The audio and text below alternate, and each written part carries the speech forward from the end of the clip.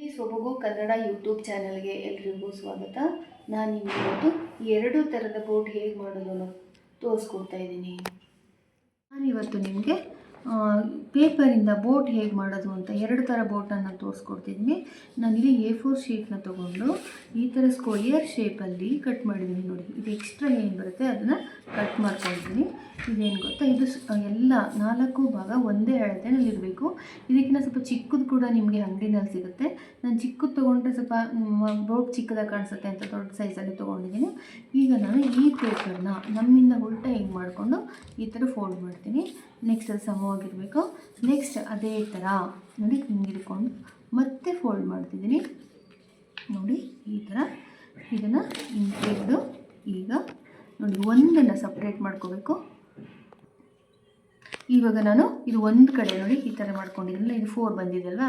ಈಗ ನಾನು ಇದನ್ನು ಒಂದನ್ನು ಸಪ್ರೇಟ್ ಮಾಡ್ಕೋತೀನಿ. ಇದು 3 ಒಂದು ಕಡೆ ಇದೆ, ಇವಾಗ ಇದು ಒಂದು ಕಡೆ ಇದೆ.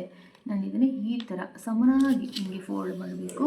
ನೆಕ್ಸ್ಟ್ ಇದು 3 ಏನು ಬರುತ್ತೆ ಅದನ್ನು ನಾವು ಒಂದು ಕಡೆ ಫೋಲ್ಡ್ ಮಾಡಬೇಕು.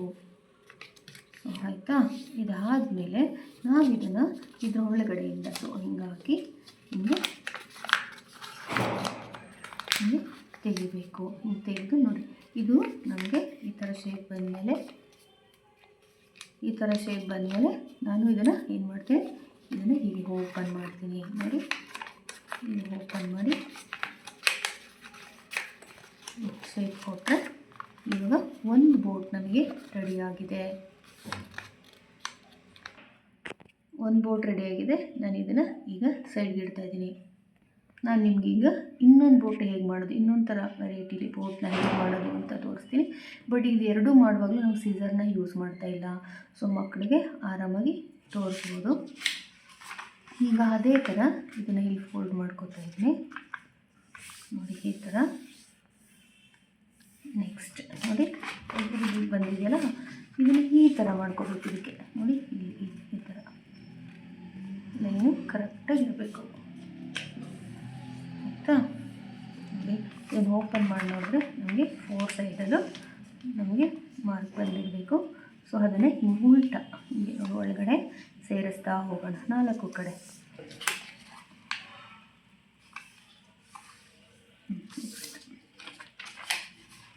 ನಾಲ್ಕು ಕಡೆ ಸೇರಿಸ್ತಾ ಹೋಗೋಣ.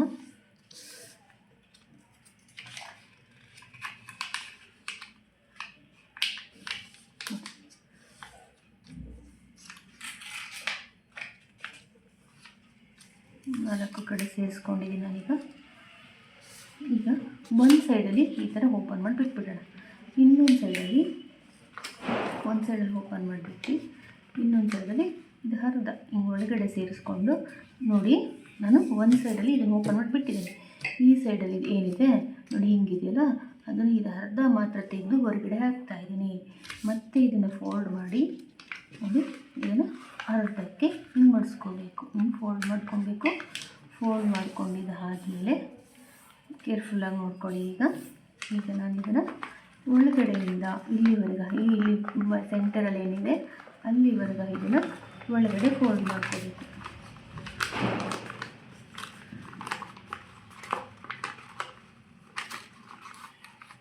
ಕೇರ್ಫುಲ್ಲಾಗಿ ಮಾಡ್ಕೋಬೇಕು. ಇದನ್ನು ಈ ಥರ ಫೋಲ್ಡ್ ಮಾಡ್ಕೋಬೇಕು. ಆಮೇಲೆ ಇದನ್ನು ಕೂಡ ಈ ಥರ ಫೋಲ್ಡ್ ಮಾಡ್ಕೋಬೇಕು.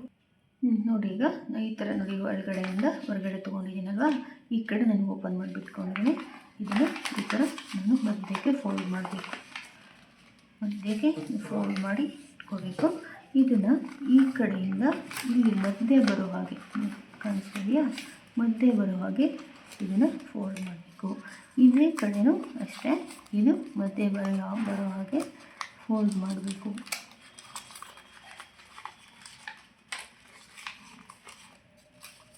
ನೋಡಿ ಈಗ ಬೋಟ್ ರೆಡಿ ಆಗಿದೆ.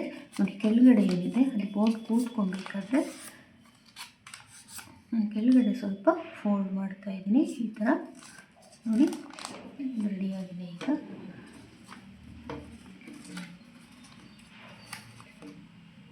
ನೋಡಿ ಈಗ 2 ಬೋಟು ರೆಡಿಯಾಗಿದೆ. ಇವಾಗ ಬೋಟ್ ಹೇಗೆ ಮಾಡೋದು ಅನ್ನೋದನ್ನು ತೋರಿಸ್ಕೊಟ್ಟಿದ್ದೀನಿ. ನಾನು ನಿಮ್ಗೊಂದು ಸಂದೇಶ ಹೇಳಬೇಕು ಅಂದ್ಕೊಂಡಿದ್ದೀನಿ. ಅಂದರೆ ನಾನು ನಿಮಗೆ ಒಂದು ಶೇರ್ ಮಾಡಬೇಕು ಅಂತ ಅಂದ್ಕೊಂಡಿದ್ದೀನಿ. ಏನಂತ ಅಂದರೆ, ನಾವು ಅನಾವಶ್ಯಕವಾಗಿ ಕರೆಂಟು ಮತ್ತು ನೀರನ್ನ ಖರ್ಚು ಮಾಡಬಾರ್ದು. ಅವಶ್ಯಕತೆ ಇದ್ದರೆ ಅಷ್ಟೇ ಖರ್ಚು ಮಾಡೋಣ. ಮುಂದೊಂದು ದಿನ ನಾವು ಆ ಕರೆಂಟು ನೀರಿಗೆ ಎಷ್ಟೇ ಹಣ ಕೊಟ್ಟರೂ ಸಿಕ್ಕದೇ ಇರುವಂಥ ಪರಿಸ್ಥಿತಿ ನಮಗೆ ಬರ್ಬೋದು. ಕರೆಂಟು, ನೀರು, ಒಳ್ಳೆ ಗಾಳಿಗೆ ಸಿಗದೇ ಇರುವಂಥ ಪರಿಸ್ಥಿತಿ ನಮಗೆ ಬರ್ಬೋದು. ನಾವು ಸಾಧ್ಯವಾದಷ್ಟು ಅವಶ್ಯಕತೆ ಇರುವಷ್ಟೇ ಮಾತ್ರ ಯೂಸ್ ಮಾಡೋಣ. Thank you. ವಿಡಿಯೋ ನಿಮಗೆ ಇಷ್ಟ ಆಗಿದರೆ ಪ್ಲೀಸ್ ಲೈಕ್ ಮಾಡಿ, ಶೇರ್ ಮಾಡಿ, ಸಬ್ಸ್ಕ್ರೈಬ್ ಮಾಡಿ. Thank you all.